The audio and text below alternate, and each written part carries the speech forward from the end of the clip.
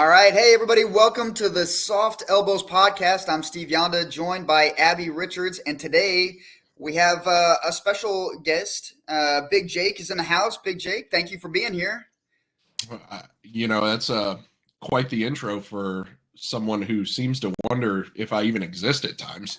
Well, I guess I'll take thank it. you. Listen, you're already We're crushing this. You're early. great on segues. My first question, and we're going to dive right in. Do you lift, or how should our viewers associate you with the weightlifting community?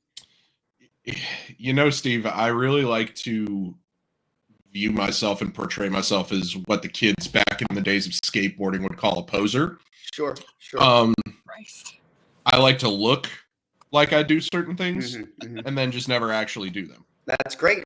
Well, listen, you're at least wearing a shirt with lifters on it. That's going to be close enough for now. We're gonna talk more about your weightlifting journey and also maybe places you may or may not have been a little bit later in the show. Abby, it's been a big morning for you. I don't know. I guess we should take this opportunity to thank all of our viewers. You guys have been so welcoming to us and have really gotten this podcast off on such a great start. And as proof of that, we wanted to let you know that Abby this morning is having to update her resume to include her new status as a podcast star. Abby, how's that going? Yeah, might as well put like influencer to 150 Sure. people in a niche community of a niche region. As far as local weightlifting news goes, we had Bropen yesterday at CrossFit Invictus in DC. Everybody seemed to have a great time. Everybody was lifting well. And I believe, Big Jake, that was also a competition that you couldn't qualify for. Is that what I understand? That is correct. Got yes, it. Okay. All right. Unfortunately, Well, don't worry. Don't worry.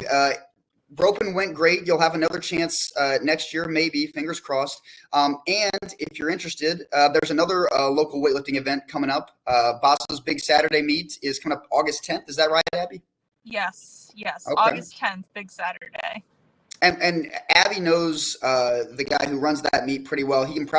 She can probably get him to lower the qualifying total for you if you need it. I don't want to. I don't know where you're at these days. I just want to make it as easy on you as possible. Steve, as long as you're not there, I'm interested. You'd be surprised how many times I hear that. Like, I'm happy to compete as long as you won't be there. In fact, Abby and I have been trying to come up with ways to generate interest in the WSO championships, and I think we've been going about it all wrong. Yeah. We've been trying to say, like, what can Abby and Steve do to try to ace people to get there? I think really you've tapped into something. Maybe if I just promise, like, if 50 people if 50 people sign up between now and our next show, I just won't be there. Like, if that'll get people in, I don't care. Sure, we can do it. Whatever the people want, I don't care. Yeah. Hey, whatever we got to do to get people registered. We don't have too many updates on WSO championships this time around. I did catch a little heat from Brian, who apparently is sponsored. Did you guys know that Brian is a sponsored athlete? I had no idea. But our lead sponsor for the WSO championships, which again is September 21st and 22nd at CrossFit Revamped, we'll let anybody in, even Big Jake. But the lead sponsor for that is a company called Patches of Earth. There's a group of local farmers, and they get locally sourced food to your door, or specifically to Brian's door, based on his Instagram account. It all looks really good. Now, I imagine that Brian probably overcooks his food. He seems like the kind of guy who likes it like. Low. I'm just being real. He seems like the kind of guy who overcooks. Like, he's like give it extremely well done. Like, when he goes to the restaurant, the waiter walks back to the cook and is just like, I don't know what to do with this guy. That's foul. That's pretty foul. I literally, if someone handed me a steak that was cooked well done, I probably would respectfully not eat it. That's rough.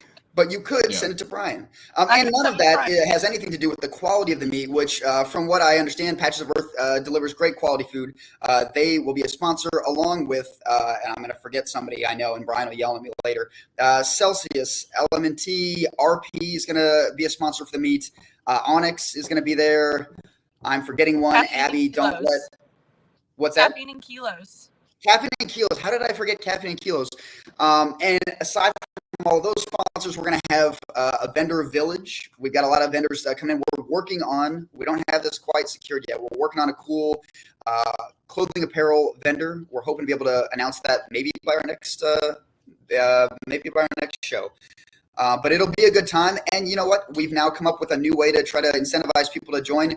50 people between now and our next show sign up. And I promise you won't have to see me. You won't have to hear me. I'll be like the little, like the kid who like just wants to be a part of the group. And he's like at the window and he's like, guys, it's me. Can you but like you guys are inside having too good of a time to notice to let me in. It'll be heartbreaking, but that's the sacrifice I'll make. Steve, were you at Bropen yesterday? I didn't. I was unable to go to Bropen. I was really sorry to miss it. I could not make it, but I have seen all the footage that people have been posting of lifts. It sounds like I know. Do you guys know Mustafa? He's he's one of he is. I don't know how to say this nicely. I'm sure this is going to get me in trouble. He's on the older side of lifters in the local area. But this man moves weight like he's in his 20s. It's wild. And he competed again yesterday, lifted well. Another guy I know had a great day was Alexis Figueroa. He, I believe, snatched 120 and 160, which is pretty good. I can, on a good day, deadlift 160. So like we're pretty much the same lifter. And there were a ton of other folks. We've talked, and we can talk about it again if you guys want. Local meets are the best because you get the best energy from everybody who's just like they've put in all this work and then they just get to let it all out. And I think it's great. Jake, finally, this is what we wanted. Thunderdome. Abby's not here. What is it that you want to say? What is it you want to say about Abby? Do it real quick. I was kind of hoping you'd be the one that dropped out since I'm public enemy number one. But I can't say there's too many bad things I could say about Abby so far since I've met her. We did chat very briefly at Nationals. She came over and said hello to me when I was in the middle of a conversation with Greg Everett, which I didn't even know how I got into that situation. But apparently, Greg and I are buddies now, which is kind of cool to be able to say that. But I would have liked to get a chance to chat with her more just about what's going on. And I think you guys are doing a great job with not only with this, but just with the work that's been going on with the WSO and the changes that we're seeing made. It's not going unnoticed by any means. Since Abby was very rude and interrupted your discussion with Greg, I am curious. There she is. She's back. Sorry, guys. All right, don't, she's back. She's back. We gotta. All right. Don't say that. Don't finish that thought, Jake. Abby, we definitely didn't talk shit about you while you were gone. We definitely didn't. I'm so sorry. My phone did that thing where it's like iPhone is too hot, needs to cool down. So it's just like amazing timing. Yeah. All right. Guys, do we? Just to wrap up on Bropen, it was great. It'll be back next year. MyCom does a good job running that meet. Always does a really good job of trying to get like we're trying to do with WSOs.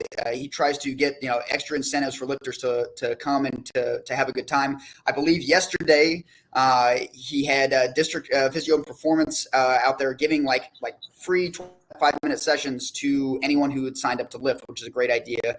They're also a great company.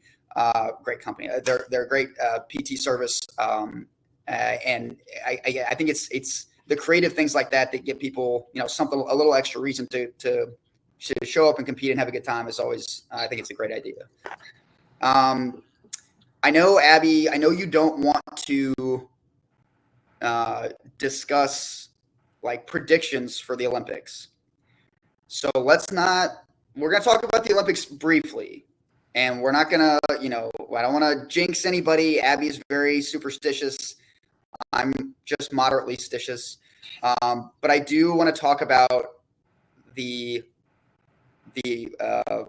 uniform. What are we calling this? The tweed jackets. So I don't know what the opening ceremony outfits. Sure. Yeah. I'll start with this take. They're hideous. Those jackets look like indictment on any of the lifters or any of the athletes that are wearing them. They make those outfits look as good as they possibly can, but the apparel itself. Ugh. I don't know, Jake, if you knew this about me.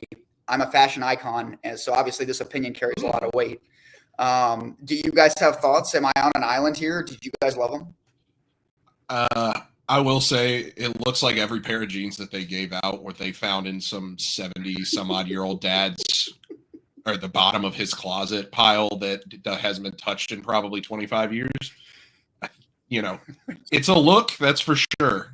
But yeah, my comments were also going to be about the jeans. Like, I feel like the jackets are fine. Like, Ralph Lauren does the same kind of jacket like every single year or every 4 years, whatever the fuck.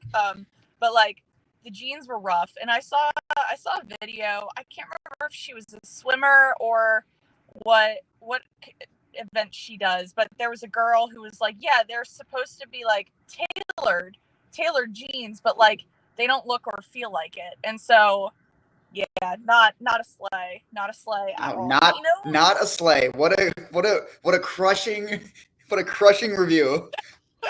But you know whose stuff was really cool that I liked a lot? Team Canada. Like, Lululemon is one of their bigger sponsors, and like all of that like gear that they got from Lululemon was really, really cool. And yeah, they won. We did not win.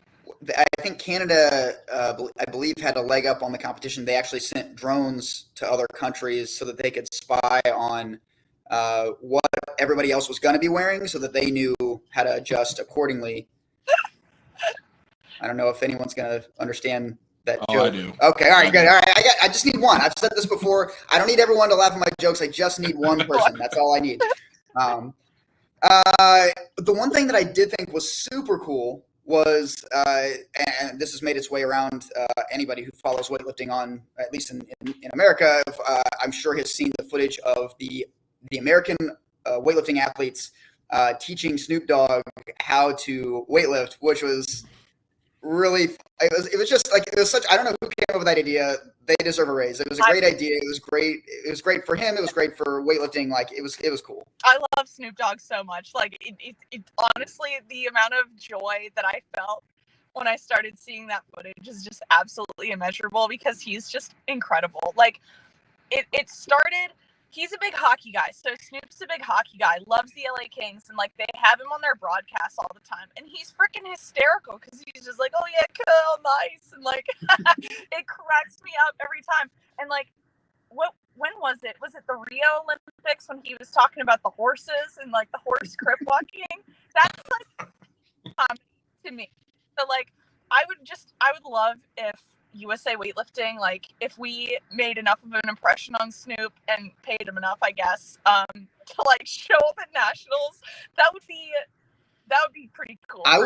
For me personally. Listen, Abby, you do a great job on the mic at local meets, but I'm telling you right now, if Snoop Dogg is interested and is available on September 21st and 22nd of this year, and he wants to be on the mic for WSO Championships, you've been fired. I'm preemptively firing you if he wants to come run the mic. I second that. Yeah. So one of the things that got me thinking, though, like, so obviously Snoop Dogg was a great addition to the weightlifting community. If you guys, I'll pose this to both of you, if you had to teach the lifts to one celebrity, give me your thoughts. Who would it be? Who would you want to see try the lift? I'm surprised Abby's not just blurting out Taylor Swift. I was waiting. Yeah, thanks, Jake. Taylor Swift, like, without a doubt. Like, half the time I post my lifts, and like half the reason I went public on my Instagram page was just so that maybe like someday she'll be like, something I do is like dumb enough to go viral, and she'll be like, oh shit, that girl lifts to my music, that's cool. So anyway. All right. Yeah. Okay. All right. Jake, who you got? You know, there is a list of just spinning in my head right now, but honestly, I think probably the coolest one for me, and I wasn't really that big a wrestling fan growing up, but because mainly my parents wouldn't let me watch it because it was too violent. Sure. But Stone Cold Steve Austin in his prime, That would be something to see. I know we've seen John Cena, he's got some impressive Olympic lifts, but I think Stone Cold could really bring it. All right. I have a couple that I think would be fun. But I'll start with this one. Abby trying to do some cross-sectional work here with our podcast, so I'm going to pick up that torch and continue it. Are you guys familiar with Taylor Swift's better half, Jason Kelce? Sorry, not. Oh my god, the internet's going to go nuts. Taylor's not cheating on Travis with Jason. I'm here to tell you, that was just a misspeak on my part. Oh my god. Travis Kelce is, as you all know, as everyone knows, is Taylor Swift's better half. Travis also plays for, I don't know if you guys are aware, that the best football team that's ever been created, the Kansas City Chiefs. And I think it would be fun to see, it's one thing to be good at, any given sport, right? Like you have basketball players, obviously incredibly athletic, swimmers, gymnasts, and a lot of former swimmers and gymnasts become weightlifters. I'm curious if what the crossover is between the athleticism required to play football and the athleticism required to weightlift. And I would love to. I think it would be fun to have Travis or Jason. But again, Taylor's not cheating on Travis. Travis was my original idea. He seems like a fun dude. I listened to their podcast, New Heights, and it seems like they have a good time with everything. Football, they do a lot of power cleans. That's how I got into the sport originally. My dad was a football coach, and he was like, "Yeah, you got to learn how to do this movement." And it was a train wreck for a while. But there's some football players that can really power clean a house. I agree. I've seen those videos. Very impressive. Mm-hmm. I've also seen videos where football players are like, I can squat 750 pounds, and they can unrack 750 pounds, and they get to a quarter of the depth, and then they stand it up, and their buddies are going wild. And again, my spine would crack under 750 pounds, but that's not the same thing as being able to squat 750 pounds. That's fair. Let's get Nathan Dameron in, and we'll see who looks different squatting 750 pounds. Shoot, forget Nathan. No offense, Nathan, but Caesar. I don't know if anyone saw that 800-pound squat. Yeah, sure. Shout out Caesar, my boy. Yeah, my frenemy these days. It seems like, because I know he'll hate that I'm bringing this up, but I seem to get him at the last few meets. I've been just barely getting past him on the podium. So, shout out Caesar. But yeah, that was one of the most impressive lifts I've seen out of a weightlifter in a while, at least non-classic lift related. That was something else. What about I feel like it would be fun to teach Kevin Hart how to do weightlifting. I have a headache. I feel thinking about that. What's that? What you said? I have a headache. I have a headache just thinking about that. I feel like that could be you get a room full of comedians. We've got Kevin Hart and Taylor Tomlinson and Dave Chappelle in a room. We're just all right, guys, today we're going to give you your material for your next shows. We're all going to teach you guys how to weightlift. I feel like both sides would benefit from that. All right. That would be all right. Let's see. We got, we're going to, it was an idea posed by our last guest, Jake. No pressure, but one requirement of being a guest on the show is that you, at the end of it, have to make a suggestion that improves the show rather decidedly. So get to thinking. In the meantime, we had an idea posed by our last guest, Chris Jimenez.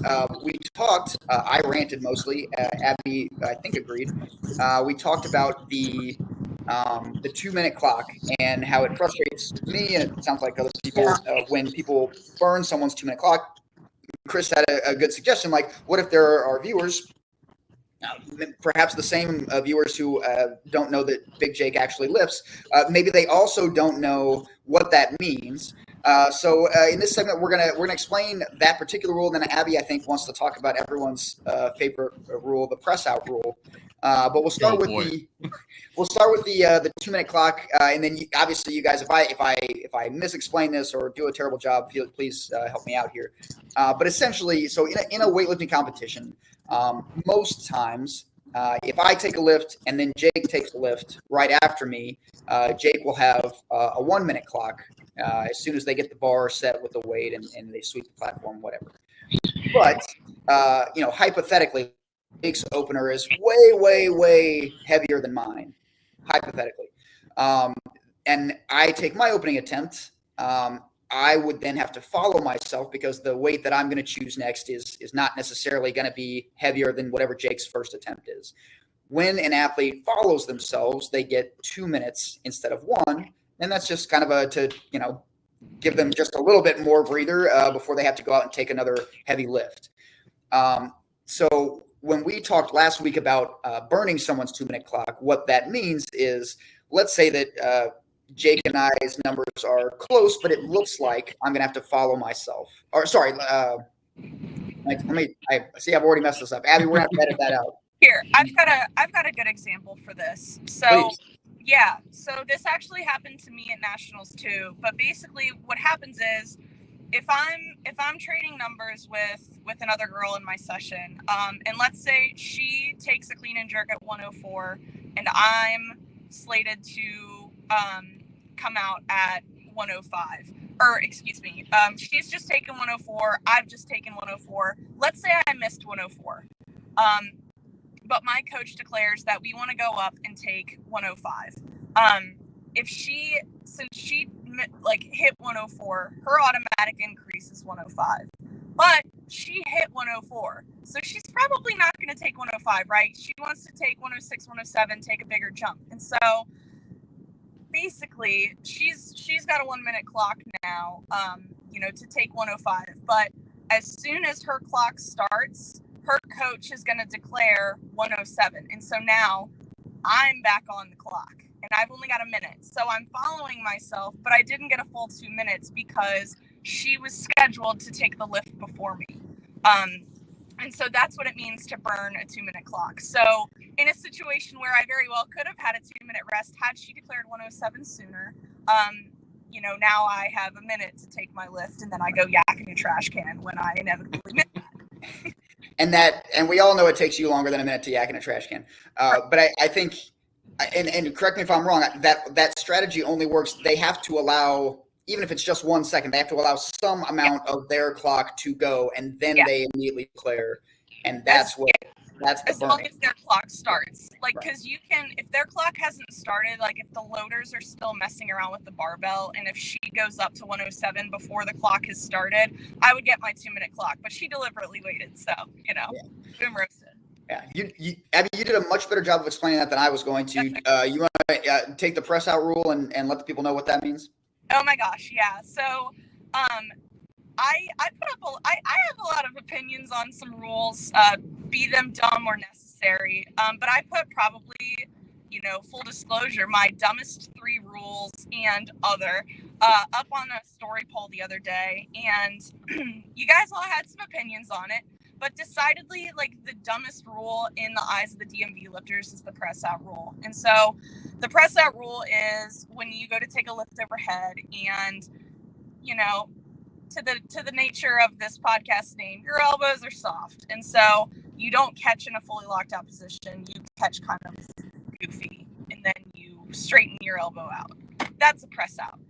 There's also adjacent to the press out rule, you got the rebend. So if you catch the lift and it's fully locked out, but then maybe it kind of stuns you a little bit and your elbow buckles, but then you get it right back where it's supposed to be, that's still a no lift and technically a press out because you had rebend. And so, decidedly the DMV hates the press out rule. I know Big Jake hates the press out rule.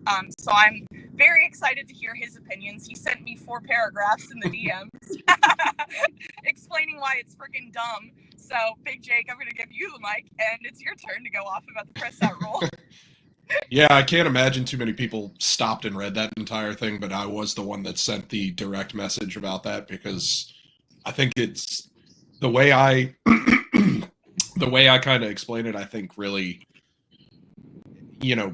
kind of shows the hole in the massive hole in the rule where it's why we call the people watching us and deciding whether or not it's a good lift or not judges and not referees, because it's subjective to what they interpret as a press out.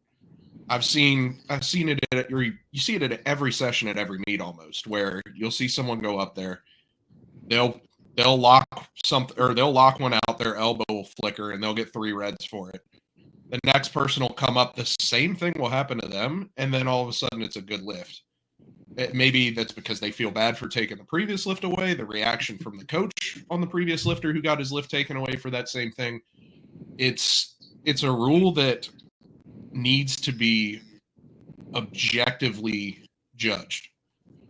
If there isn't a way for them to define or for them to enforce the rule where it doesn't matter how much of a press out it is, if your elbows bend at all, it should just be a no lift, then fine, leave the rule in that form.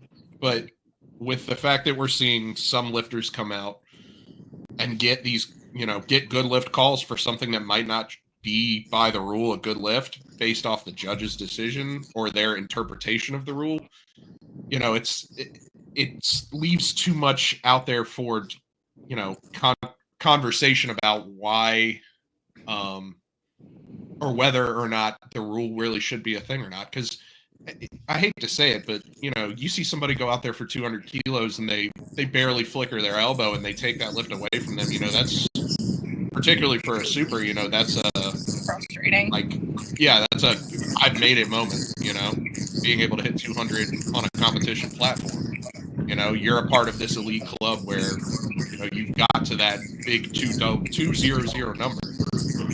And to see that taken away just because somebody determines that to be a no lift and somebody else might determine it to be a good lift, you're really just at the mercy of whatever judges are there.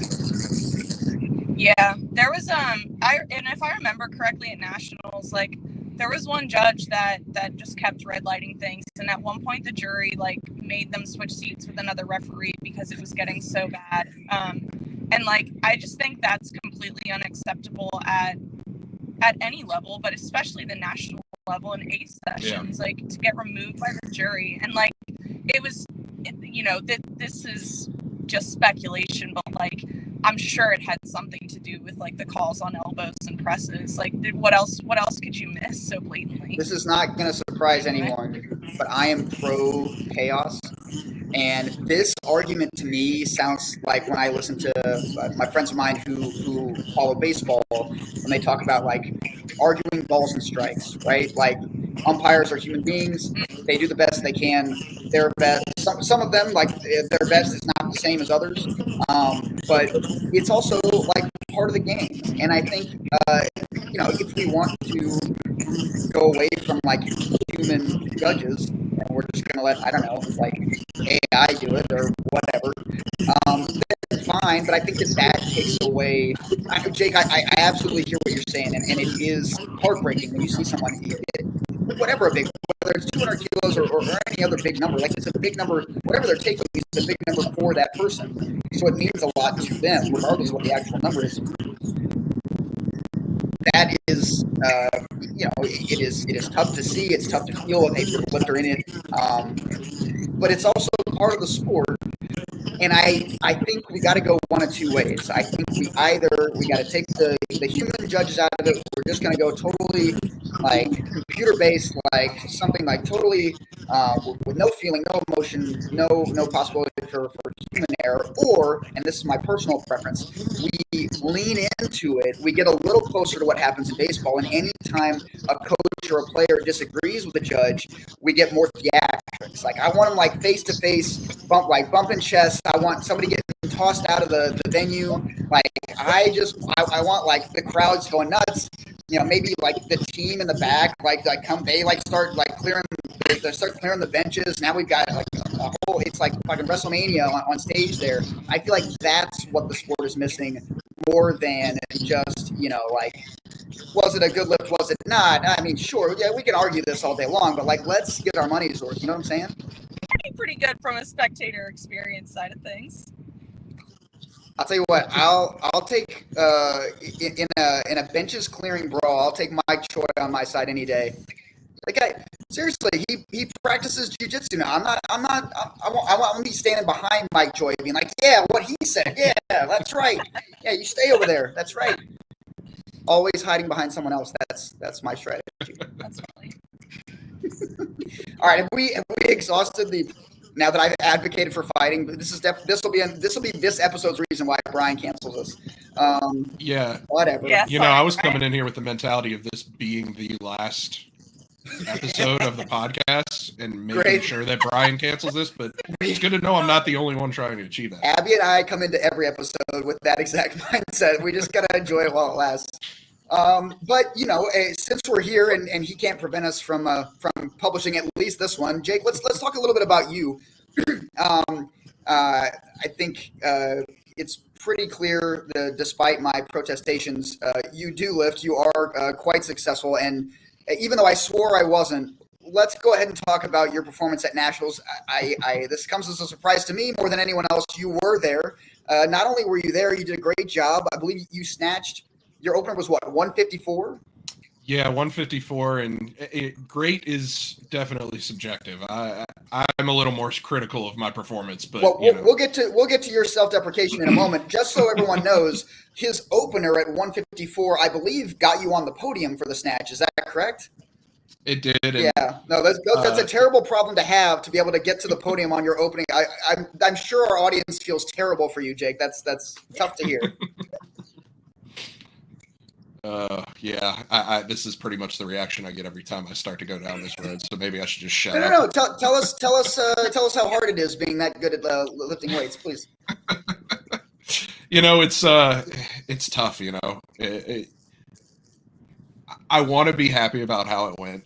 And I don't know if it's just the competitor in me or what, but I expect to go out there every time and go 6 for 6. So when it doesn't go that way, it's hard for me to deal with, and I kind of have to take some time and wrap my head around it and sulk and, feel bad for myself and, have my little pity party and then get back to work. It's been a little different this time with, I don't know if you guys are, I know Abby's aware, but I've got we're expecting a baby any day now, my wife and I. Congratulations. So yeah, thank you.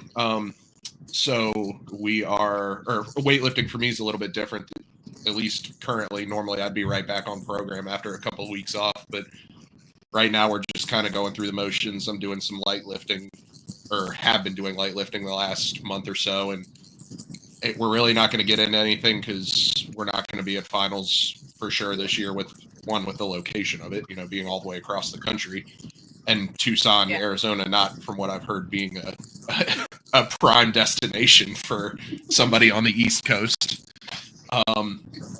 But on top of that, with having the baby and getting adjusted to life, having this little 8-pound, however many ounces he ends up being, nugget of joy in the house and keeping me up all night. Is this be your first kid? This will be my second kid. I do have one kid from a previous relationship. Okay. So I have been through it before, but this will be the first time where it's like a full-time situation. So it'll be a little bit different, but I can already feel the old techniques kind of coming back into my head about, how am I going to handle this situation? What's going to happen when there's a blowout? All this stuff that you can only learn by going through the process of, raising a child. So I'm looking forward to it. We're both really excited. I know my wife's ready to have it over with at this point. She has not been getting much sleep lately. Luckily the majority of the pregnancy, she's been good, but anyway, not to go off on that tangent too far, but yeah, so weightlifting's looking a little different right now, but so I think that's part of why I've been a lot more critical about this performance, because usually I just kind of shake it off. I think that's one thing that I'm good at, is particularly in training, is being pretty lighthearted about it. Like if I miss something, I just kind of shake it off, and it's not doom and gloom after one lift goes awry, because I know that is a problem for some people. And just keeping the mood light. You mentioned this a couple times, like how you're already preparing for your mentality, your approach around lifting to change. I imagine most of your excess time and energy has been spent like preparing for being a parent, but for whatever amount you've had left to think about how this is going to change how often you can train, how hard you can train, how long in a given session you can train. How has that been kind of trying to prepare for a very different environment to be an athlete in? It's definitely. I already train pretty sporadically to begin with. I'm a 4-day-a-week guy, and another little sidebar. When I heard that Olivia Reeves only trains 4 days a week, that was the most vindicating thing for me ever, because everyone always questions why I only train 4 days a week, and only do 4 sessions on those, or per week, I guess is how some people refer to it. It's just a time thing for me.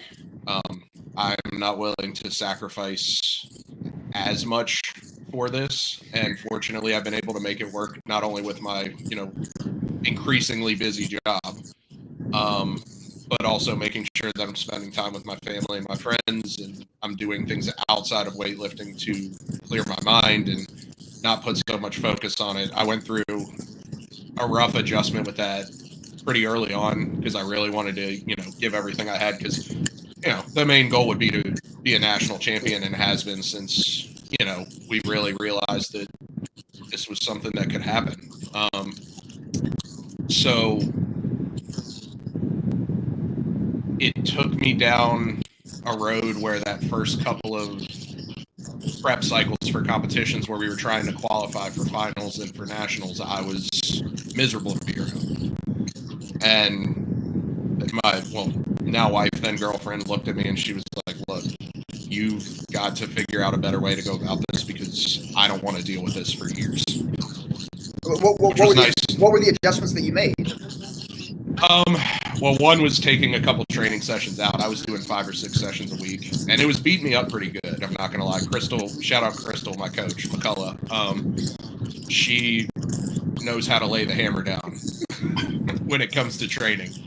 And she still, beats me up pretty good with what she has me do with the time that I do have. But part of it was just making more time outside of the gym and trying to get my mind focused on something else. With my ADHD, it's really easy for me to hyper-focus on one thing at a time.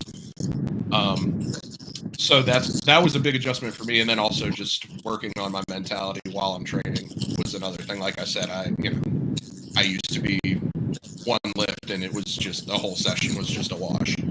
And I know every weightlifter who has taken it seriously can probably relate to that sentiment. But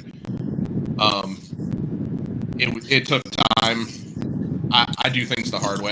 I've always learned the hard way. I've always chosen to do things the hard way, whether it's consciously or not. So it's really just repetition on making sure that I'm going into the gym every day with the right mindset and not letting anything negative dwell in my brain for too long, and just trying to have a short memory.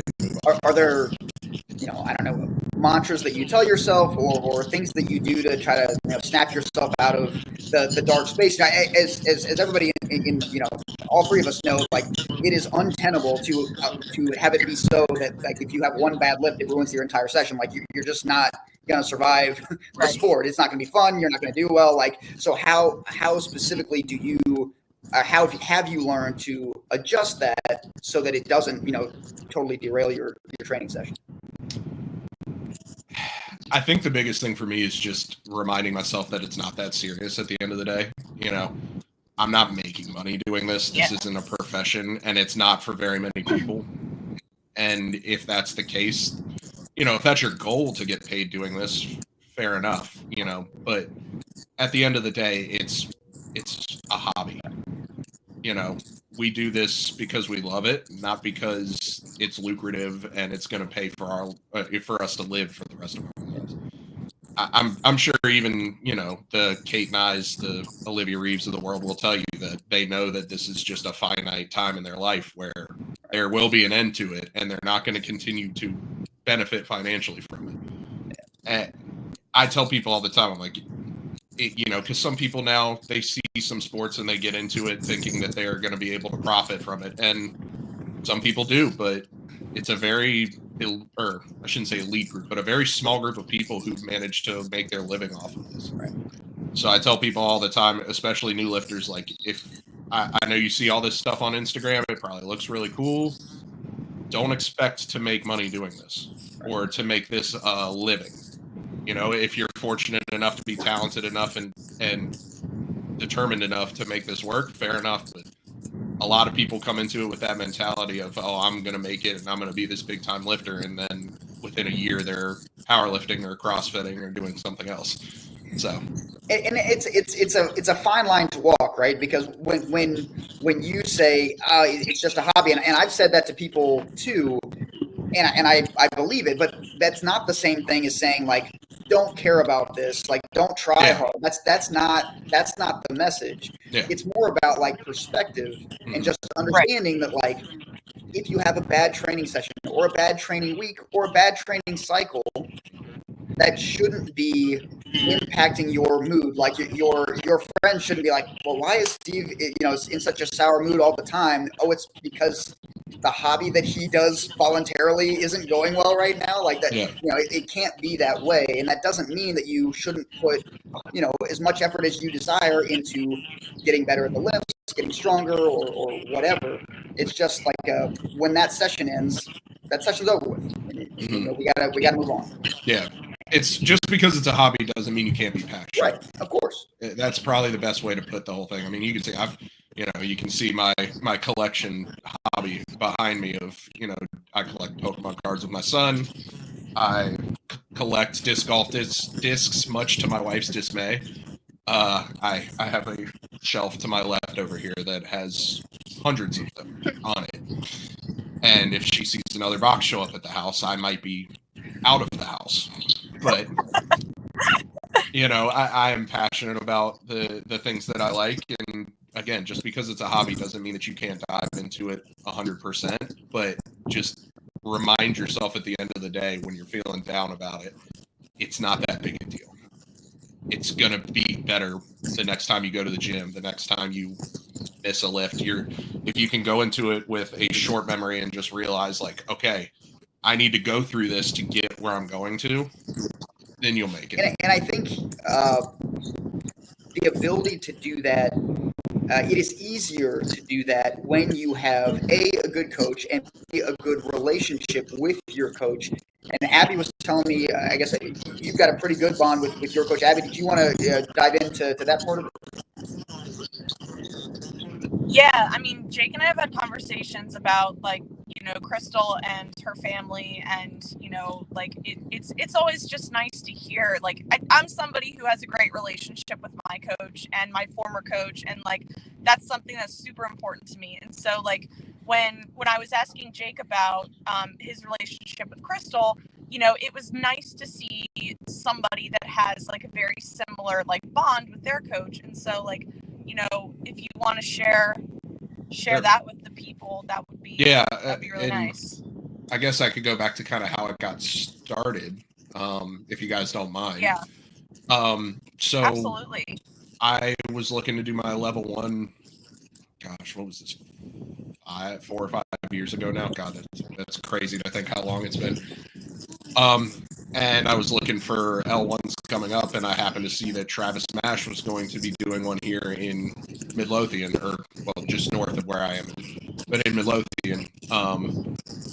So I signed up for it immediately because I obviously follow all the Mash Elite stuff, and I was drinking the weightlifting Kool-Aid back in the day that we all get into on social media, and I loved all his stuff. I went to that level 1, and Travis is pretty quick to identify who the actual weightlifters are and who the sports performance guys are, and the football players, and the people who are more so just there to have this as a credential, and then the people that are there to actually be good weightlifters and good weightlifting coaches. And after just watching me and a couple other weightlifters that were there, he invited me to come down and train with them sometime. I took him up on that invitation. I also met Morgan and Crystal there. They were there. Morgan was just there training, and Crystal was there helping out with the level 1. I went down and trained with them, had a good time, came back, stayed in touch with them for a while, and then Morgan invited me to come down again, and I had one of the best training sessions of my life leading into, I think it was the RVA Open in 2022. It's 2021 or 2022. Actually, was it 2020? Yes, it was 2020 because it was the before the COVID Arnold that I was at. So anyway, just getting mixed up on my timeline as usual. So I went down there. I PR'd my snatch 3 times. I PR'd my clean and jerk twice. And Travis pulled me aside and he's like, "Hey, look, I want to work with you." He's like, "I don't care what I have to do." He's like, or whatever you need set up. Like, I just want you to be a part of the team. And that was at a time when Travis had just disbanded his senior team, which was, he was working his way into getting ready to take on the college program at Lenore Rhine. So for him to tell me that, that was a big deal. And so obviously I talked with Kirk, who's still my coach to this day, even though he will refer to me as his half-leet. That's funny. I'm stealing that. Yeah, that was a good one that Kirk came up with. But yeah, obviously Kirk, knew that this was going to be a cool opportunity for us to rub elbows with a lot of high-level coaches and get to learn from them. So we jumped at the opportunity. Travis paired me up with Crystal to get me working on stuff, and Crystal welcomed me in with open arms. I mean, it was a very natural connection that we had right off the bat. And I think part of it was because I was already pretty good friends with Morgan at this point, just with staying in touch with him, chatting through DMs and, sending each other lifting videos and stuff like that. So she welcomed me in, and, from there on, it was a pretty natural connection. She, she's always been there for me whenever even if it's just like I need to talk about something or I need to tell her like, "Hey, I got something going on." She's there to hear me out and always has some good advice for me. So, I think it's probably one of the more important things that gets overlooked in weightlifting. And Sure. Chris Amenta and I actually just took a course with SoCal. I don't know if anyone's seen their coaching cohort that they've been advertising, but if you can afford to do it, you should absolutely take that course. They do a deep dive on the coach-athlete relationship and how important that is. And it was something that I knew was a big deal, just having gone through it and being able to have this, family-esque relationship with my coach where we kind of refer to each other as family. I think it's a big determining factor in how far you're going to get in the sport. If you can really develop that strong bond with your coach and or have it set up to where it's just kind of a natural thing and you don't feel like you're forcing something, or you see a lot of athletes who jump from coach to coach constantly and they're not really having much consistency with what's going on in their training because, every 6 months you see them working with somebody different. They're just looking for the next big name that they can attach themselves to. I think that breeds an inconsistent lifter, not being able to get used to someone's programming and get used to someone's methodology and how they cue things, because everyone's got their own list of terms that they're using these days. Cool. I think it's critical to really try to find that coach who you bond with. And it doesn't matter what level. It could be somebody who's just got their level 1. But if Kirk and I are like brothers, we got into this thing together. We did our first meet together, just trying it out. So Kirk and I have always kind of been attached through that bond of weightlifting.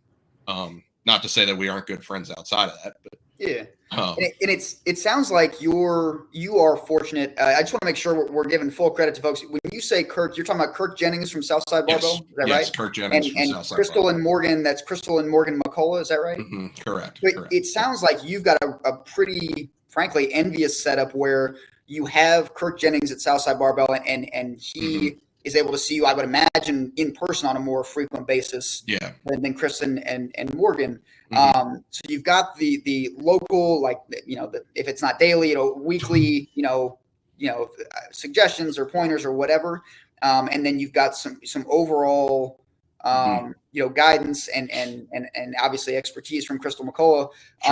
That it sounds like you've got, as far as getting remote coaching goes, a pretty good setup.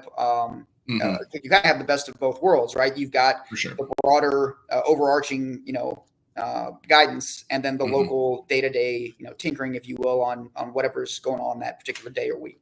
Yeah, I'd say my setup's pretty ideal. Where it was a big thing for me when Travis approached me about this whole thing to begin with, where I was clear with him. I was like, look, I would love to work with you, but I want Kirk to be involved as much as possible still. I don't want to leave him behind in this situation. Like, he's still, like, he's been there for me since day one. He's done a lot for me. I don't want that bond to be ruined by me having this opportunity. And Travis didn't even bat an eyelash. He was like, we will do whatever it is that you would like to do with Kirk being involved. He said, you know, bring him down with you next time. We'd love to get to know him. And, you know, we want him involved as much as possible, because obviously we aren't going to be able to do the in-person stuff with you. So, you know, I would say to anyone who's got a remote coach, try to find somebody, even if it's just a friend who has a level 1, who can give you some cues passively, you know, in the moment. You know, it's sometimes it's hard to realize what you're doing wrong. On some days you're just not feeling it, you know. And I think that's super helpful. I think it's also helpful, as you did with Travis and with Crystal, let your remote coach know that you've identified this person who trains with you locally or you know, runs the gym you're lifting out of, and you have asked them on a day-to-day basis to give you some feedback. I think both sides knowing what's going on there limits any sort of frustration that could occur down the road. If let's say you hadn't told Travis and Crystal that, and then they see Kirk in some video giving you pointers or whatever, and now it helps everybody if the communication is clear up front. Like, sure, I very much want your guys' guidance, but I also need a little bit more attention on a local level. And so this is that person you introduce the two. Now everybody's on the same page, and that makes it a more fluid process and a more cohesive process moving forward. Sure. Yeah, I think that's a good point, Steve. Transparency is so important, and that's why it probably works like so well for you, Jake. Because like a mistake I see a lot of lifters make is like, they've got a coach who's remote, and then they've got their buddy in their ear, like during their session, giving them 6 other things to worry about, like not necessarily what their coach wants them to focus on. And so like for me, I can only think about so many things at one time, which is usually 1 to 2 things, absolute max. And so like, it bugs me when like my coach wants me to work on something, and like I've got someone who has good intentions telling me, oh, do this. And I'm like, no, like, stop, please. Like, unless I ask you, like, please don't, like, you're giving me too much and I'm going to start clarking. So the transparency that you have, I think, is definitely the key to making that situation work and making it so ideal for you. And I think, Abby, I think that is a tough thing for newer lifters to feel comfortable doing, which is, whoever this person is in your local gym, who's, they're seeing whatever they're seeing, they're trying to be helpful. They're not doing it maliciously because they want you to start missing lifts. They're trying to help out. But I think feeling comfortable and confident in saying to that person, hey, listen, I appreciate it. That's not what my coach and I are focusing on today or right now in my training. But, you're not telling them, to F off. You're just saying like that's not the thing that I'm choosing to focus on right now, which isn't to say that, you don't go back to your coach and you say, hey, so-and-so saw this. Do you ever see that in my lifts? And then maybe your coach, maybe you guys make adjustments that way. It's just not in the moment the thing that you need to be worried about. Yeah, I agree with that. Yeah. Abby, do you have any other questions for Big Jake? I don't think so. I was going to ask about what training's going to look like with the little one. I'm very excited to see baby pictures. I love baby pictures. So please add me in all of them. Yes. In all of your social media posts about your newborn child, please tag DMV weightlifting so that we can repost these. Already trying to exploit my child. Here we go. We have no shame. We will do anything we can to grow this podcast. Oh gosh. Will you bring the baby to WSO championships? I think is the real question. At this point, it's hard to tell. I'm going to do my best to make it up there at least for a day. I know I'm not going to be able to be there for the entire weekend, understandably, but I don't know if my wife's going to go for that quite yet. So we'll see. That's going to be a lot of time in the car for a 1.5-month-old at that point. So it's sign autographs to make up for it. How about that? Yeah. Maybe next year's WSO championships I can make that happen. All right. We'll leave Jake, this while we year have up you, in the air. Abby is what we like to call a giant wuss and does not want to offer predictions on how the American lifters are going to do at the Olympics. But since we have you, and since the lifting is going to be coming up, it has not started yet. Do you have any thoughts? Anything or anyone you're particularly interested in watching when it comes to the American lifters in the Olympics coming up? Yeah, I do. Obviously, I mean, let's just put it out there, the elephant in the room. Olivia's going to smash everybody. I hope so. I'm, some people might say I'm jinxing her by saying that, but every time I think she's going to go out and have a bad meet, and she just goes out there and just annihilates everybody. So it's kind of hard to argue against that when she's that consistent. And even, at nationals, she's putting up American record and an American record performance across the board at a meet that she doesn't even have to do that. It just shows that we don't really know where she's at. Like, she could be a 130, 160, 165 type lifter at some point. What is she, 21? I mean, like 20. Somewhere around that. I know. I know Abby got to watch some of it, from a very close up perspective. I mean, it's all things gym videos, like, just going bananas. It's actually hilarious. Yeah, it's shocking the just potential that girl still seems to have, even after she's already proven herself as arguably the best lifter on the planet right now. Yeah. I don't see how you can't put her in the conversation of that, male or female. So besides Olivia, I think Hampton's going to have a good meet. I'd like to see him break the world record again, even if that, I think Hampton's good for 180, 185, maybe. Okay. So, and he's going to be in shape. It's just, whether or not he can have a good snatch day or not. If he'd go 3 for 3 on snatches, I mean, he could definitely get onto the podium. I think Jordan's going to have a really good meet too. This is a big moment for her, especially after, we all saw how the Olympics went in Tokyo for her, and, where she was more or less a complete lock for a spot on the podium. And, things didn't go, or she just didn't have a good day that day, which, no one was really expecting. Because again, she's someone who's pretty consistent. So, I'm really pulling for Jordan. I've met Jordan. I've trained with her once down at Power and Grace when we were visiting some friends down there, and she couldn't be nicer. I mean, you wouldn't know that she is this otherworldly talent, based off of just having a conversation with her. She's about as humble as it gets. I hope Wes has a good performance, even though, we've all seen what's been going on there. I don't want to see anybody have a bad performance from the U.S., Sure. But, I hope he can put the distractions beside him and still show up and have a good meet and represent well. And then I think the most interesting person and the most interesting session, probably besides the 89 kilo men, which obviously we don't have anybody in, unfortunately, is going to be Mary and the female supers. I think that weight class gets written off pretty quickly because, it is there's one person dominating the weight class and there's really not many other people kind of behind her. But if you kind of look past that and you watch what's going on, second, third, fourth, fifth place, that's a pretty knotted up group of women right there that are going to be mixing it up to try and get on that podium. And again, it's kind of similar to Hampton, where if Mary can have a good snatch day, if she can hit all her snatches, I think that'd be huge for her. And, if she goes 3 for 3 there, I think she can get on the podium.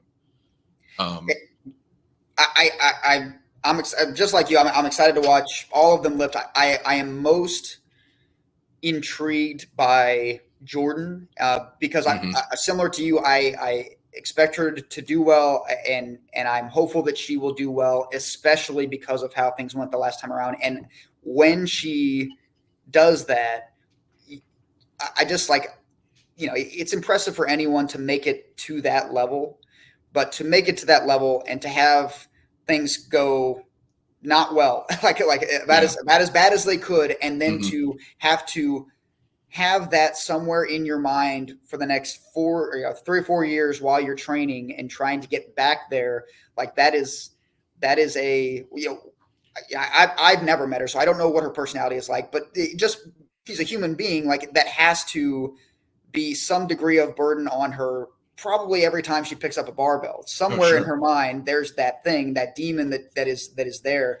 And I'm excited to see her kind of like vanquish the demons, if you will, and just like show that like it was an aberration. What happened the last time around was an aberration.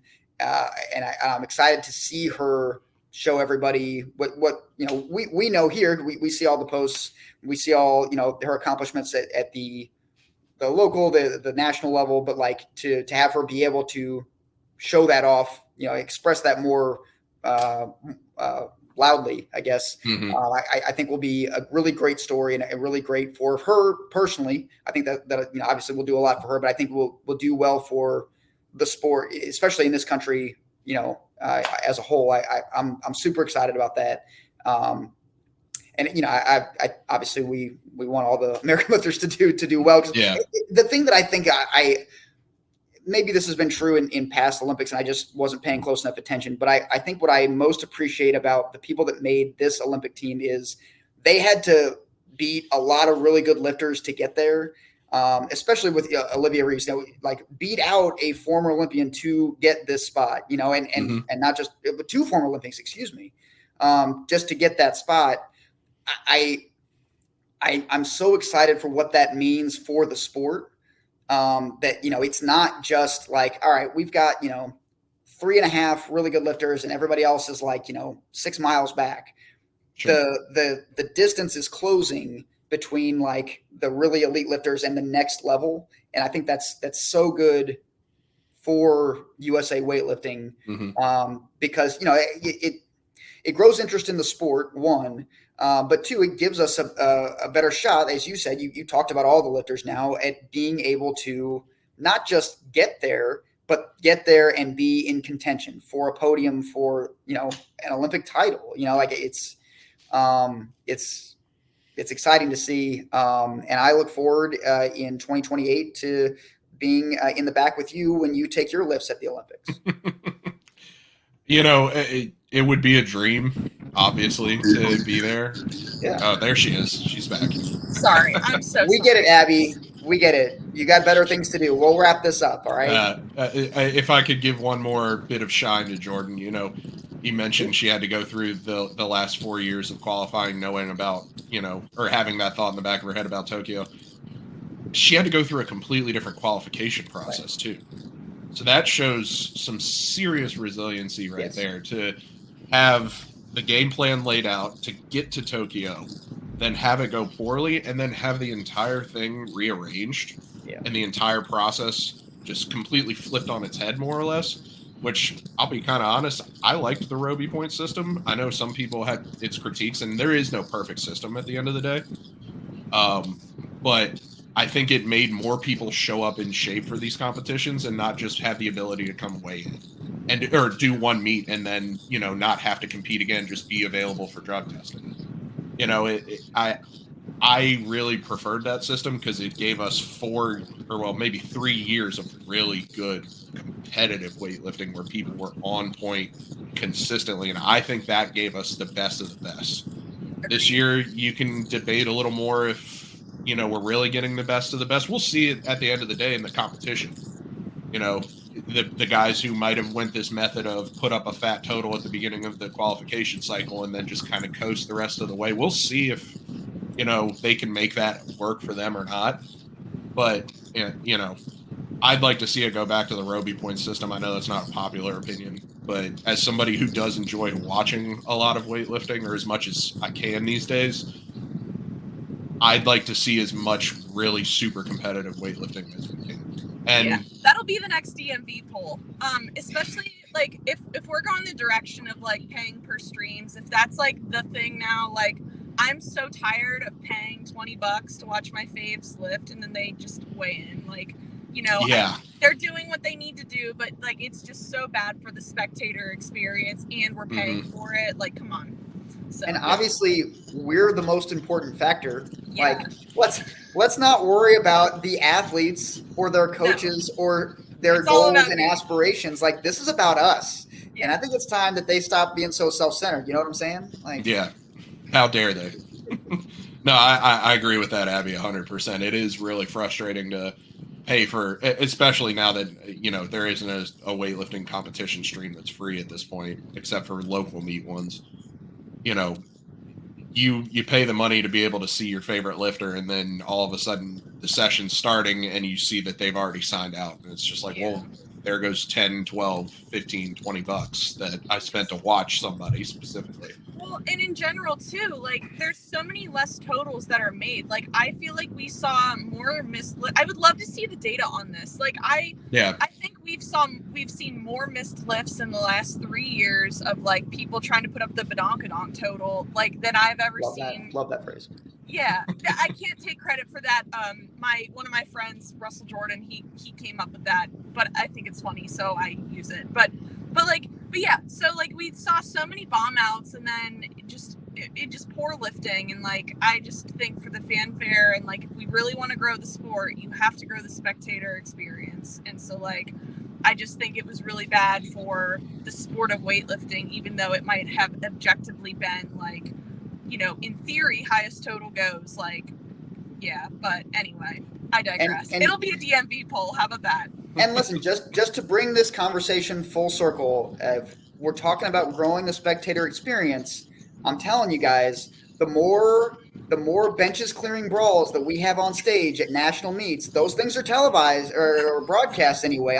Like, you get like, I don't know, like. Kara Head Slaughter just beating somebody to the pieces. I don't know who name a referee that nobody likes. Actually, don't do that. That'll definitely. No, we're not doing that. No, but everyone's picturing that person in their mind right now. Now imagine like Kara Head Slaughter with a folding chair, just like coming off the top ropes, and all right, maybe we'll work it out. We'll work it out. The details are good, but we're on the right path. Jake, before we wrap up, one final question for the folks at home. Your 3 favorite Pokemon cards, please. Ooh, I mean, do you want me to grab them? Because I can certainly do that. I don't mind. Yeah, I'll show you. Why not?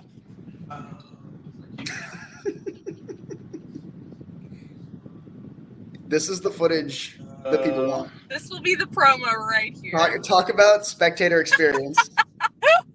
Nice. And probably we'll go with this. It's probably these 3 right here. So probably number 3, Blastoise will always be my favorite Pokemon. Obviously, I know all you Charizard nerds who think he's the greatest thing ever. Mm-hmm. This is your mortal enemy. Great. Okay. So there's that. This Pikachu card, my son and I actually pulled this out of a pack together, so this one kind of has some special meaning. Okay, and this one's got some good value to it, believe it or not, which I still can't believe that some of these things are as expensive as they are, but we sent it off to get some professional grading done to immortalize its perfection, so nice. That's nice to be able to get that. And then this is probably just my favorite card. I had one of these Groudon EX cards as a kid, and wherever my Pokemon cards went, I don't know. They probably got destroyed and are now, in a landfill somewhere. Hopefully they've broken down by this point. But it was really cool to be able to find somebody who actually had one of these and was willing to sell it to me for an undisclosed price, which is probably more than I should have spent on it. But this one has some sentimental meaning to me, so it was Jake, cool to be able. Your wife doesn't listen to this podcast. Just tell us; it'll just be a secret between us. Well, she might listen to it now that I'm on it because all right. she's probably going to want to know what I said. So I don't know. We'll see.